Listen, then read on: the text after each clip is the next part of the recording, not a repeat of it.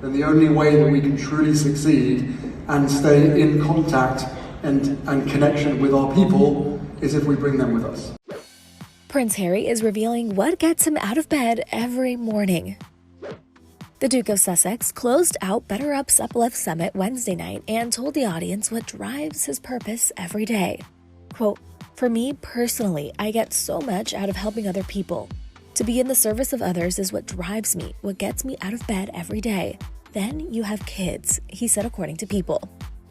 The 38-year-old royal shares his two children, 3-year-old Prince Archie and 1-year-old Princess Lilibet, with his wife Meghan Markle. During the summit, Harry spoke alongside BetterUp CEO Alexei Robichaux and brought up his two kiddos again, after Alexei said he was learning a lot from his 9-month-old son, saying, quote, "Kids ground you. The longer you've been around, the more filters you have in life." That's not all the Duke of Sussex talked about during the San Francisco event. In a video shared with Access Hollywood, he also talked about the importance of sharing resources. Whatever resource we are receiving, if it is making our life easier, if it is making us better, if it is unlocking our own potential, then the only way that we can truly succeed and stay in contact and connection with our people is if we bring them with us. And I think that, in the last 2 years, has changed for the better. Prince Harry has been the Chief Impact Officer of BetterUp since March 2021.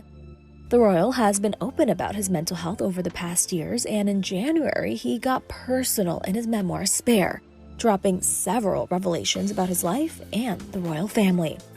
Access Hollywood spoke with DailyMail.com's Charlie Langston, who broke down some of the major bombshells.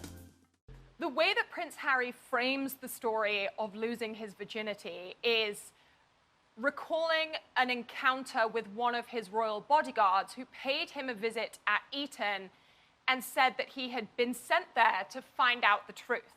Harry immediately thought, oh, he's here because he's found out that I lost my virginity. He then proceeds to recount what he says was the humiliating experience of his first time having sex. He says that his encounter took place in a field behind a very busy pub, that the woman in question was older, although he doesn't name her.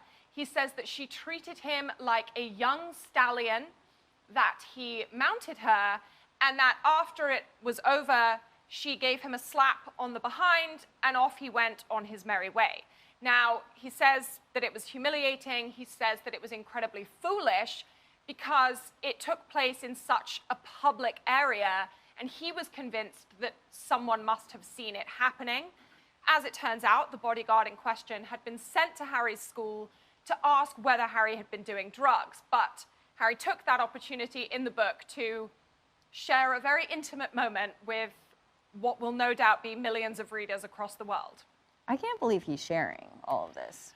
I think the truth of the matter is, this book is really, as far as Harry is concerned, this book is the first opportunity that he has had to share his story. Now, we've seen Harry and Meghan doing multiple joint projects, the Oprah interview, the Netflix series, the future Invictus Games documentary, but at no point has Harry really been given the opportunity to tell his side or his recollection of events from his childhood until now.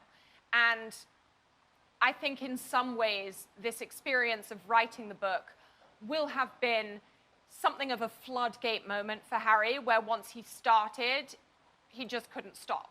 And you have to keep in mind, he also received multi-millions of dollars for writing this book, and the publishers were not going to accept a retelling of the story that he's told multiple times. This book needed to have personal details in it that could not be found anywhere else. And the story of Harry losing his virginity is exactly the kind of moments that the publishers will have wanted from him. And he delivered. Let's talk about the new details on the feud between Meghan and Kate. Harry says Kate had baby brain. Can you explain the context of that, what happened, and why Meghan allegedly said that? The argument that took place between Meghan and Kate in the lead up to the Sussexes' wedding in May 2018 is something that by this point, the majority of people know about. It's become a she said situation. It was first reported that Meghan had made Kate cry. Meghan then said during her Oprah interview that no, it was actually the other way around, that Kate had in fact made her cry.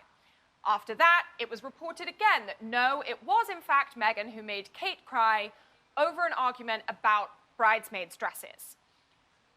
Whether or not we will ever find out the truth remains to be seen. However, Harry does admit that Meghan made a comment about Kate having baby brain because of her hormones, again, in the lead up to their wedding.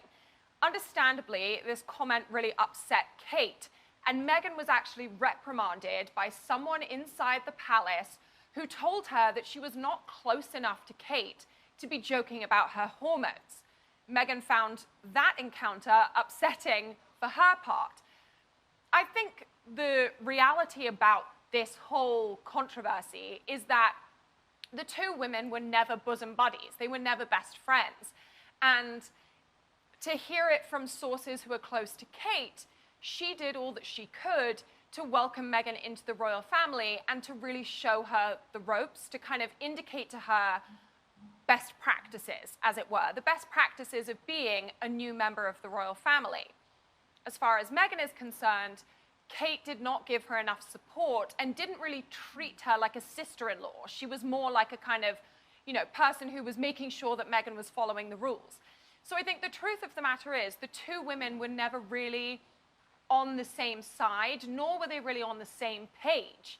And this anecdote just indicates that once again. Harry basically says Meghan made what she thought was a joke, Kate didn't take it to be a joke, and Meghan was the one who was reprimanded.